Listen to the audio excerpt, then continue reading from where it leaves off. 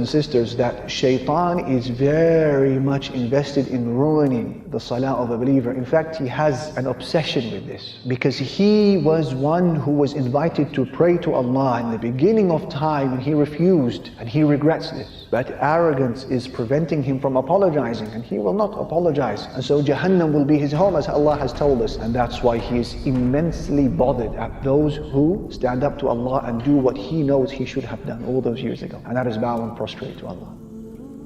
His first line of attack on you and I is to convince us that there is no need to pray. Salah is futile. So you know many people from your family perhaps, or your friends, may Allah protect them and guide us all, who don't pray. Shaytan has successfully convinced them that salah is futile. There's no need for it.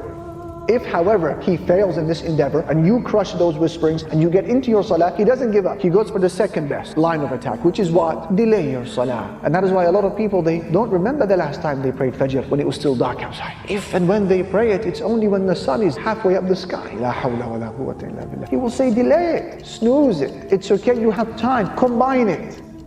If, however, you pray your salah on time, he will go for his third line of attack. He doesn't give up. And that is what? Al-waswasa, to whisper. He will stand next to you and he will remind you of things that you had completely forgotten about. And you will find that your mind has become such a problem-solving brain in salah, and remembering solutions to problems that have passed a long time ago, and you start recalling things that you had completely forgotten about. That is Shaytan. If he cannot stop you from praying, he will minimally detract from the reward by distracting.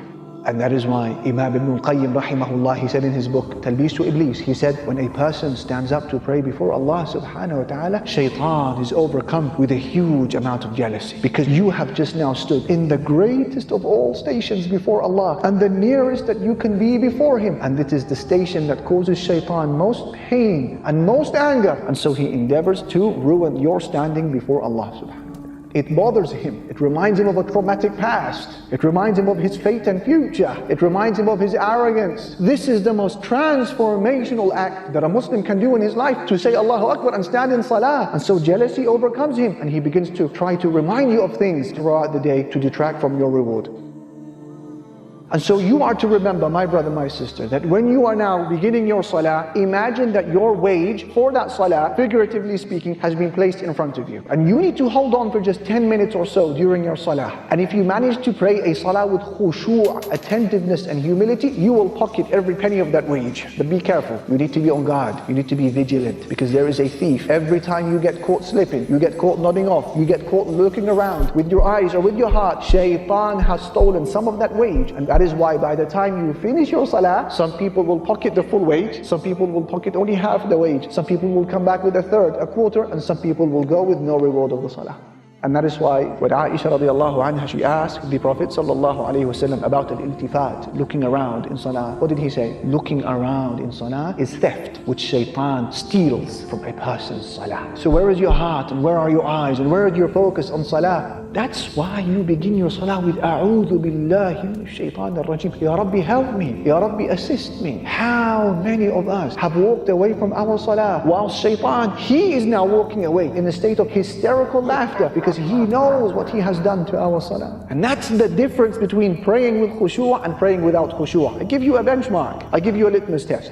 A person who prays without khushu', he remembers in his or her salah the things that they had forgotten about before the salah. Whereas the one who prays with khushu', by the time they finish their prayer, they had forgotten about what they were doing before they started the salah. Allahu Akbar. And that is why Ibn al-Qayyim, he speaks about those who are affected so much with the whispering of Shaytan, and they don't fight him off, and they don't think about A'udhu billahi minash shaitan ar-rajim, I seek refuge in Allah from Shaytan. Ibn al-Qayyim, he said, this person comes into salah, and then he walks out of the salah carrying the same sins, the same burdens, the same crimes that he had walked into salah with. None of them were lifted and removed through the salah. He said, the people who benefit from salah, the people who have their sins erased, the people who have the lifting of their burdens are ones who pray salah with khushu', they carry out its right, and they offer Allah Almighty an attentive heart. These are the people who experience a khiffah, a lightness during their salah, and they experience the lifting of a burden when they finish their prayer. He said, till people will hope, or till people will wish that they had not departed from their salah. Have you experienced that before? May Allah subhanahu wa ta'ala allow us to experience the essence of salah. This is is why you begin your salah with A'udhu billahi minash shaytanir rajim. You're saying, Ya Rabbi, I can't do this on my own. Control him for me, oh Allah. I can't. Assist me. Keep him at bay. And that's what you do. When there is someone that you can't handle for whatever deficiency or weakness you have, you go to the owner. You go to the very top. You say, please restrain them. I can't take them out myself.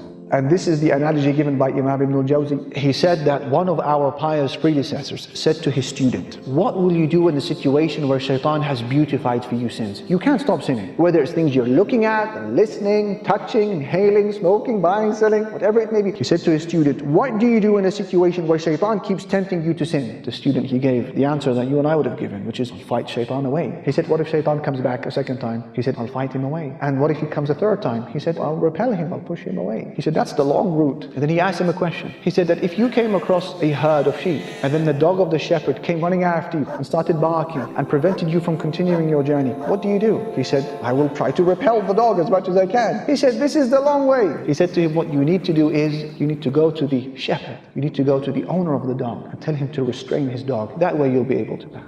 Do you see what he's saying? You've got to go right to the top. You've got to speak to the owner. Who's the owner? Of not just Iblis, all of creation, the angels, the jinn, the humans, the beasts, the creatures, the heavens and the earth. That is Allah, Al-Malik, Rabbul Alameen. Go to the very top. Complain to him, Ya Rabb, help me restrain this creature from when I begin my salah until I complete it. That is what you are doing when you say, A'udhu billahi minash shaytanir rajim. Feel the ubudiyyah, experience your servitude to Allah and your poverty and your bankruptcy and your need to Him as you say, A'udhu billahi. I can't, oh Allah, help